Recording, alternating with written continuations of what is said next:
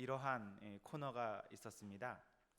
한 사람이 있고 그 사람 앞에 어떤 사람이 있다면 말이나 행동으로 사자성어나 특정한 단어를 맞추게 하는 그런 퀴즈 프로그램이었습니다.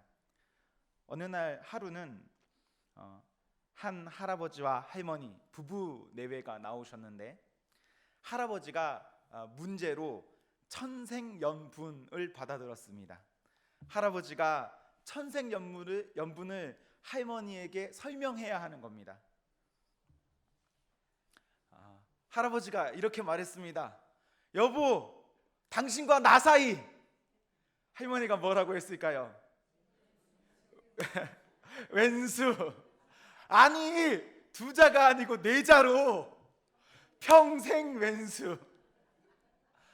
할아버지는 할머니에게 전하고자 하는 그 메시지가 있었는데, 본인이 원하는 메시지와 할머니가 원하는 그 메시지가 다를 수가 있겠죠.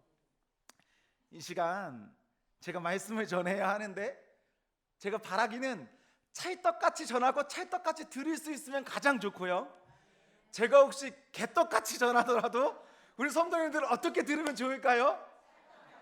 아멘. 이미 잘 알아듣는 것 같습니다. 아멘. 이 시간 하나님께서 전하는 저에게도 은혜 주시고 듣는 우리 온 성도들에게도 은혜 주셔서 정말 말씀이 많이 와 닿을 수 있으면 감사할 것 같습니다. 오늘 말씀은 누가복음 5장 27절로 32절에 있는 말씀으로 나를 따르라, 나를 따르라 라는 제목으로 하나님 말씀 증거하겠습니다. 여러분이 혹시 누군가에게 나를 따르라 해보셨습니까? 나를 따르라 라고 말을 하는 것은 부담스러운 일입니다. 그리고 나를 따르라 라는 말을 듣고 실제 그를 따른다 라는 건 역시 부담스러운 일입니다. 따르라 라고 말하거나 따르는 일, 부담스럽고 어렵고 망설여지고 쉽지가 않습니다. 아마 우리 성도님들은 오랜 시간을 걸어오면서 이런 일들을 종종 겪으셨을 겁니다. 그때마다 어떤 고민 중에 살았으며 어떻게 여기까지 오셨습니까? 우리는 보이지 않는 하나님을 보이듯 말하면서 따르고 있고, 그리고 누군가에게 주를 따르라 말하고 있습니다. 보이지 않는 하나님을 내가 따른다. 그리고 너희도 그 보이지 않는 하나님을 따르라. 이런 말이 오늘날 우리에게는 어떤 의미가 있습니까? 어떤 의미와 행동으로 우리에게 다가옵니까? 따르고 따르라 라는 말이 나와는 아무 상관없는 별개의 것입니까? 혹은 나는 따르지 않으면서도 너희는 따르라 하고 있지는 않습니까? 혹은 잘 따르며 잘 따르라 말을 하고 있습니까? 우리는 어떤 처지에 있습니까? 예수님께서는 성자로 성부에게 죽기까지 따르셨습니다. 이 땅의 주의 자녀, 이 땅에 우리는 자녀로서 그리스도 예수의 마음을 품어서 따라야 합니다. 주님께서 순종으로 죽기까지 따르셨다면, 순종해야 했다면 우리 역시 그러한 모습을 따라가는 것이 우리가 가져야 할 이상입니다. 빌립보서 2장 5절에서부터 8절까지 말씀, 우리 이 말씀을 한번 합독하겠습니다. 너희 안에 이 마음을 품으라. 곧 그리스도 예수의 마음이니 그는 근본 하나님의 본체시나 하나님과 동등됨을 취할 것으로 여기지 아니하시고 오히려 자기를 비어 종의 형체를 가지사 사람들과 같이 되셨고 사람의 모양으로 나타나사 자기를 낮추시고 죽기까지 복종하셨으니 곧 십자가에 죽으심이라. 아멘. 우리 모두가 품어야 할 마음은 어떤 마음입니까? 예수님의 마음입니다. 그 마음으로 우리가 주를 따르고 주를 따르라 해야 할 것입니다. 그 마음 없이 우리는 따를 수도 없고 그 마음 없이 우리는 선포할 수도 없습니다. 마음이 없는데 어떻게 따르고 마음이 없는데 어떻게 누군가에게 같이 따릅시다 라고 이야기할 수가 있겠습니까?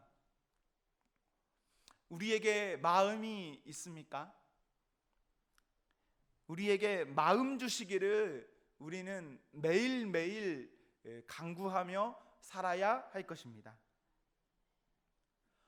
본문 27절에 예수님께서는 세관에 앉아있는 레위를 보시고 나를 따르라 하십니다. 마가복음 2장에서는 그 레위를 알페오의 아들이라고 하고 있고 마태복음 9장에서는 그의 이름이 마태라고 합니다. 마태, 레위, 알페오의 아들, 이 모두 한 사람을 지칭하는 것입니다. 예수님께서는 알페오의 아들인 마태에게 세리의 자리를 떠나 나와 함께 자리하자 말씀하셨습니다. 그 말을 듣고 마태가 예수님께 어떻게 응답했습니까? 28절에 그가 그 모든 것을 버리고 일어나 따르니라. 말씀을 들었고 들은 그 말씀에 대해서 마태는 레위는 긍정적으로 즉각적으로 따랐습니다. 일어나 따랐다. 따르라라는 말 하는 것도 부담스럽고 듣고 따르는 것도 부담스러운 일인데 예수님은 말씀하셨고 레위는 그 말씀에 따랐습니다. 마태가 세리가 되기까지요 많은 수고가 있었을 겁니다. 레위가 아무리 욕먹는 자리라고 해도 그 자리는 아무나 갈 수 있는 자리는 아닙니다. 거저주는 자리가 아닌데 그 자리에 가려고 노력한 그 사람의 노력도 있을 것인데 그리고 막상 세리가 되어서는 로마에게서 오는 어떠한 어려움과 또 자신의 민족에게서 오는 어떠한 어려움, 그 내외적인 어려움을 모두 다 겪으면서 그 일들을 했을 텐데 많은 수고도 마태는 버릴 수 있었고 내가 그동안 잘 견디면서 쌓아왔던 어떠한 사회적인 자리도 마태는 버릴 수가 있었고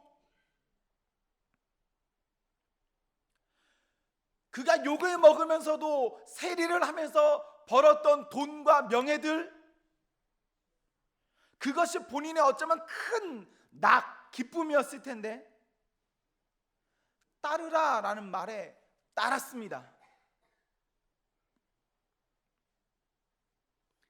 자리를 떠나면 언제든 그 자리에 다시 돌아올 수가 있을까요?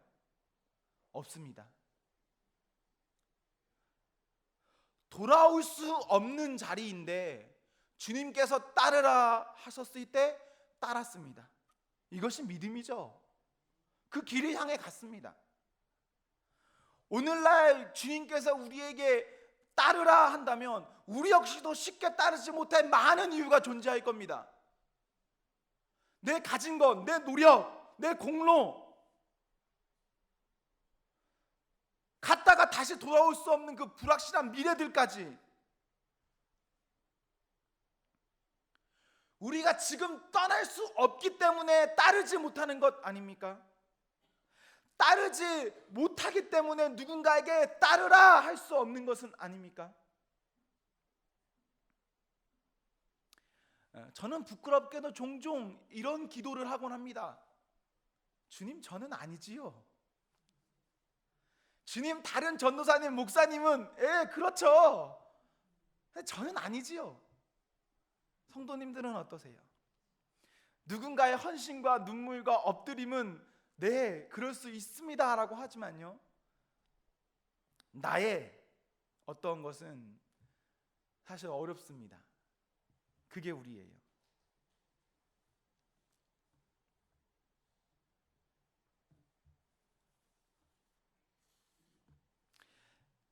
마태는 예수님의 부르심에 응답했고 그 응답과 함께 29절에 잔치를 열었습니다. 큰 잔치, 많은 사람이 모이는 잔치를 열었습니다.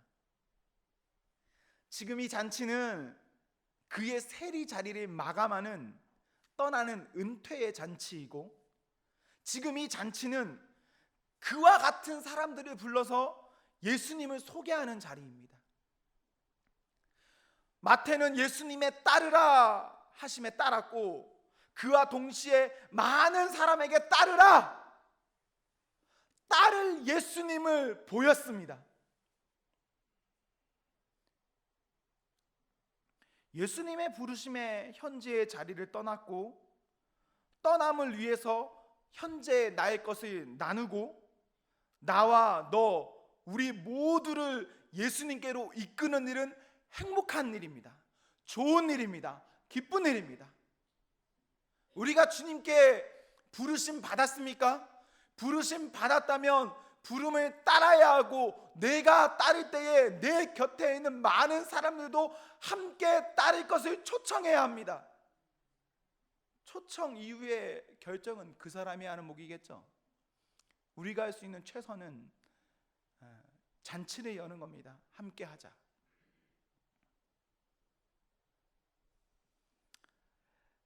혹시 예수님께서 우리를 부르시는 것 때문에 울지 마십시오.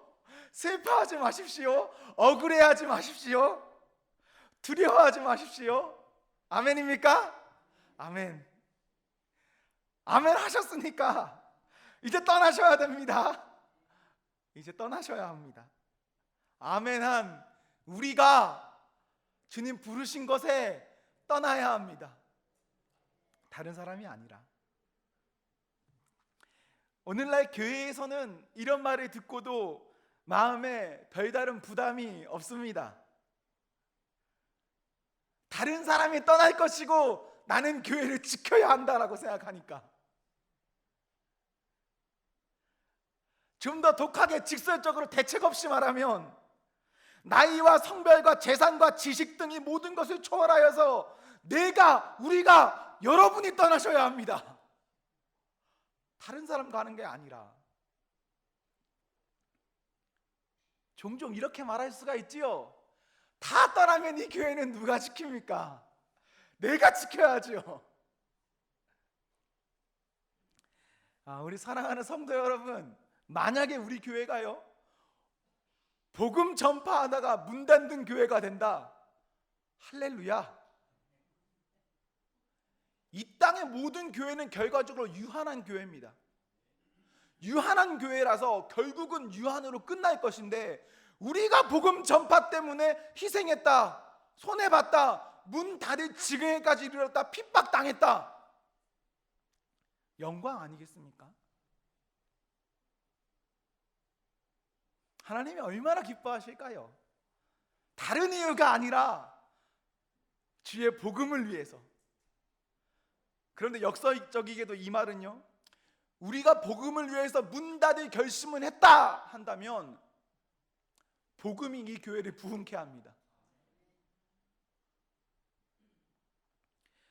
내가 가기도 싫고 보내기도 싫고, 내 몸을 쓰기도 싫고 내 돈을 쓰기도 싫고, 어떻습니까? 보내든지 가든지 선택하십시오. 빠른 시간 내에 성도 여러분, 선택하십시오. 오늘날 개척교회가 잘 안 된다라고 이야기하지요. 개척교회가 안 되는 게 사단이 이 세상을 좌우하는 그 역사가 크기 때문에 그런 것일 수도 있지만, 또 한편의 마음으로는 우리는 보내지도 않고 가지도 않기 때문에는 아닙니까? 그런 건 아니에요. 종종 제가 이런 기도를 한다 하지 않았습니까? 주님, 저는 아니지요. 근데 저는 그런 기도를 하면서 어떤 마음이 드냐면요, 주님, 개척하는 건 아니지요. 개척은 아니지요. 주님, 뭐 있어야 개척할 거 아닙니까? 쥐뿔도 없고요, 있는 것도 쥐뿔도 없지만 믿음도 제가 별로 쥐뿔도 없는데 뭘 개척합니까? 이런 마음이 들 때가 있어요. 그런데 성도 여러분, 혹시 제가 개척한다면, 혹은 우리 교회에 있는 어떤 목사님이 개척하고 한다면 누가 함께 해야 할까요? 옆에 있는 김 집사님이? 아니요, 여기 앉아있는 조영국이, 여기 앉아있는 여러분이 복음에 희생해야 합니다. 그것이 주님을 따르는 일 아닙니까? 보내든지 가든지 하는 거. 요한복음 21장에서 예수님께서는 베드로에게 베드로의 앞날 그 죽음, 그 수고를 알면서도 베드로에게 나를 따르라 하십니다. 왜 나를 따르라 하시냐면 요한복음 21장 19절에서 그것이 하나님께 영광이 되기 때문입니다. 하나님께 영광이 되기 때문에 너의 죽음을 알면서도, 그 수고를 알면서도 따르라 하는 겁니다. 예수님께서 마태에게, 예수님께서 오늘날 우리에게 따르라 하신다면 그 따르는 것에서는 분명한 수고가 있습니다. 수고가 있음에도 따르라 하시는 것은 그것이 종국에는 하나님께 영광이 되기 때문에 말씀하십니다. 30절에 마태가 세리의 자리를 떠나 예수님을 따르는 것, 많은 사람이 예수님께로 모이는 것, 바리새인과 서기관들은 이것에 의문을 갖습니다. 이것이 문제라고 생각합니다. 세리와 그와 상종할 수 있는 많은 사람들이 예수님께 모였습니다. 마가복음 2장 15절에서는 그의 집에 앉아 잡수실 때 많은 세리와 죄인들이 예수와 그의 제자들과 함께 앉았으니 그러한 사람들이 많이 예수를 따름이라 기록하고 있습니다. 많이 예수를 따름이라. 마태가 그의 동료와 많은 사람들을 불러서 잔치를 열었는데, 이 잔치는 단순히 먹고 마시고 환송하는 의미의 잔치에 끝나는 것이 아닙니다. 예수님을 따르는 자리입니다. 큰 잔치, 많으니, 이 큰과 많은의 정확한 규모는 알 수 없지만 성경상에는 많은 세리가 모였다, 많은 사람이 모였다, 많은 죄인이 모였다라고 기록은 합니다. 그리고 그와 함께 세리와 동급으로 창녀, 여자 죄인들도 모였다는 것을 우리는 알 수가 있어요. 예수님과 많은 사람들이 함께 했다라는 것이 문제가 된다면, 도대체 이 많은 사람들은 어떻게 해야 합니까? 한두 사람이 아니라, 소수가 아니라 많은 사람이 예수님께 모였는데 그 많은 사람 모두 버림당해야 합니까? 같은 사건을 기록하고 있는 마태복음 9장에서 예수님께서는 내가 긍휼을 원한다라고 하십니다. 예수님께서는 내가 제사를 원하는 것이 아니라 긍휼을 원한다라고 말씀하십니다. 우리의 눈에 보기에 부적절한 사람이 예수님과 함께 할 수 있지요. 못마땅할 수도 있습니다. 그런데 우리의 눈이 전부가 아니라 예수님께서는 그러한 사람들의 긍휼의 마음, 자비의 마음, 사랑의 마음, 그 마음으로 보시기를 원합니다. 우리가 드리는 예배, 제사, 어떠한 그 제도들, 그것으로 인해서 무엇인가 판단해서 잘라내는 행위들, 그렇게 판단하다 보면 누가 예수님께 나아갈 수 있습니까? 누가 구원받을 수 있겠습니까? 많은 사람들은 도대체 어디로 가서 예배 드려야 한단 말입니까?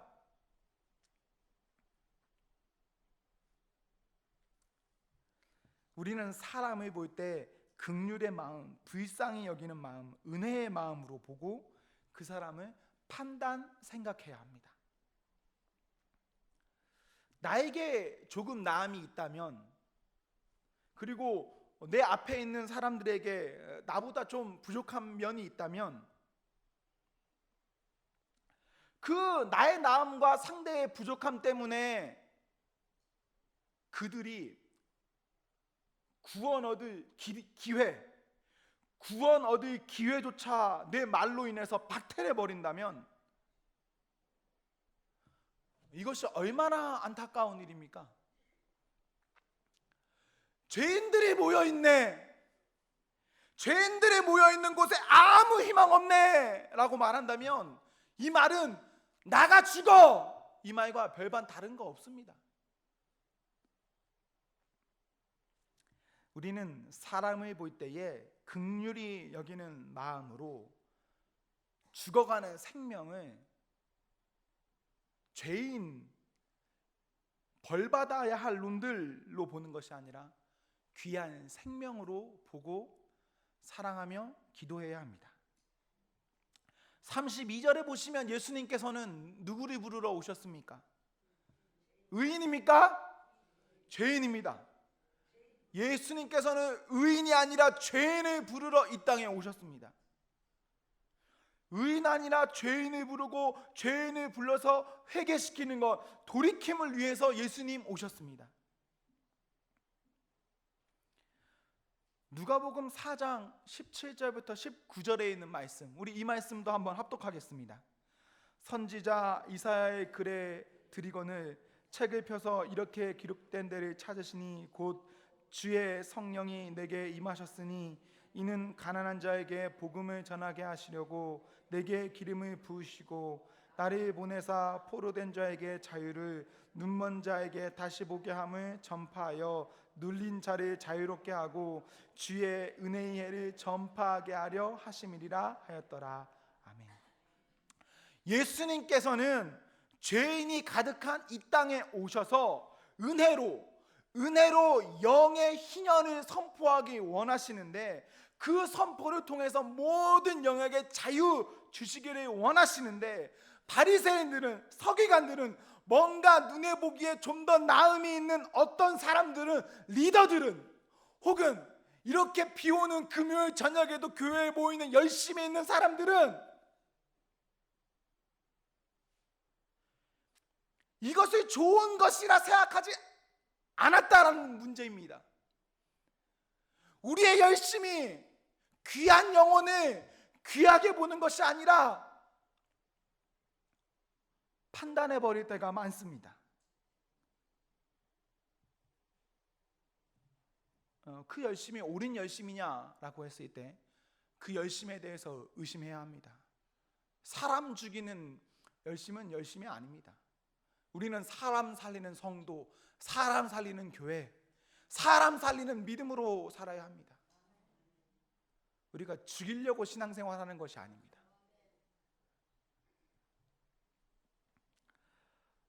의사가 있다면 의사는 1차적으로 병이 든 사람에게 필요합니다. 오늘 우리는 종교와 의료를 분리해서 생각하는데, 구약이나 신약의 개념으로는 이것을 하나로 볼 수도 있습니다. 종교적인 것과 의료적인 것을. 병자가 병이 발병하거나 회복했을 때 누구에게 보였을까요? 성경에서는 제사장에게 보였어요. 왜 제사장에게 보여야 합니까? 단순히 이것은 병의 문제가 아니에요. 병을 부정한 것으로 보았기 때문에 그 부정함을 제사장에게 가야 제사장이 부정하다 선포하거나, 혹은 그 부정했던 것의 나음을, 그 정함을 선포할 수 있었기 때문에 제사장에게 가는 겁니다. 예수님께서는 부정한 자, 깨끗이 못한 자, 의롭지 못한 자, 죄인에게 정결을 선포하기를 원하셨습니다. 아무도 그 정결을 선포해 주지도 않고 들어주지도 않고 처음부터 그러한 자격도 없는 사람이라고 보았을 때 예수님께서는 오셔서 가난한 자, 약한 자, 포로된 자, 눈먼 자에게 자유 주시기를 원하셨습니다. 그래서 주님은 세리에게, 마태에게, 그 어려움에 있는 사람들에게 함께 하시면서 식사하셨습니다. 조금 다르게 말할까요? 예수님이 직접 죄인이 되셨고, 예수님이 직접 부정하게 되셨고, 예수님이 직접 더럽게 되셨습니다. 함께 그렇게 되셨습니다.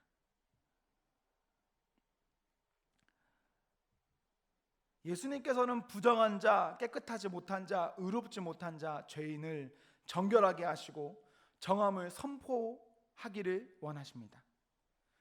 죄의 작고 큼은 존재할 수 있으나 우리 모두는 죄인입니다. 우리가 죄인 아닙니까? 한 사람 한 사람이 하나님 앞에 모두 의인입니까?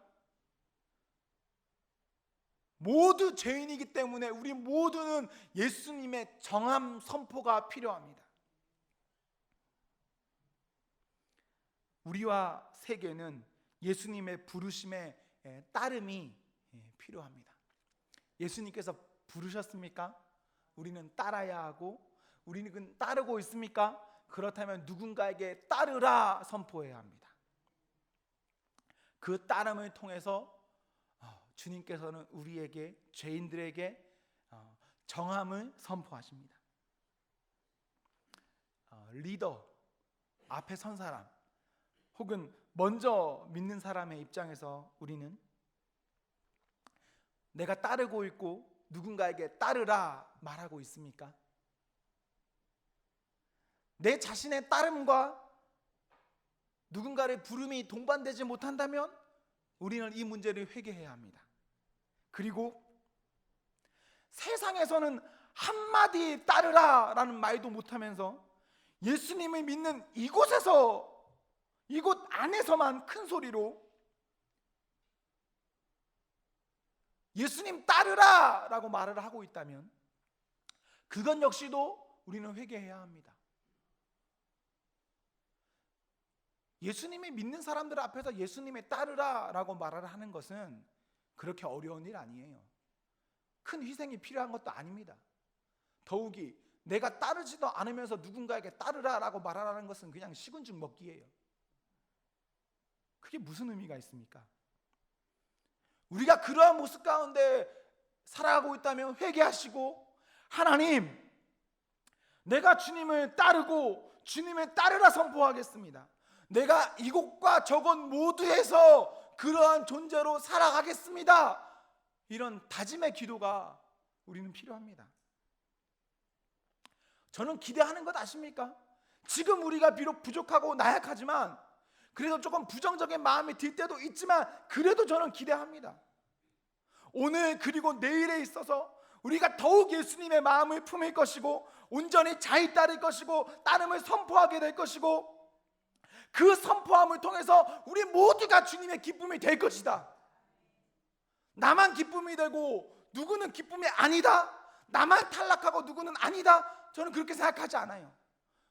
우리 모두가 주님 앞에 오늘보다 내일에 있어서 훨씬 더 나음의 은혜를 경험하고 그리 될 것입니다. 이상은 이상 될 것입니다.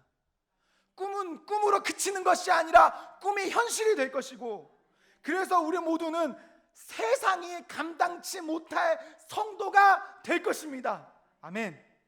우리 함께 이 문제를, 이 일들을 같이 기도하시고, 이 모든 것이 주의 은혜 안에서 진행되어질 수 있기를 함께 응원합시다.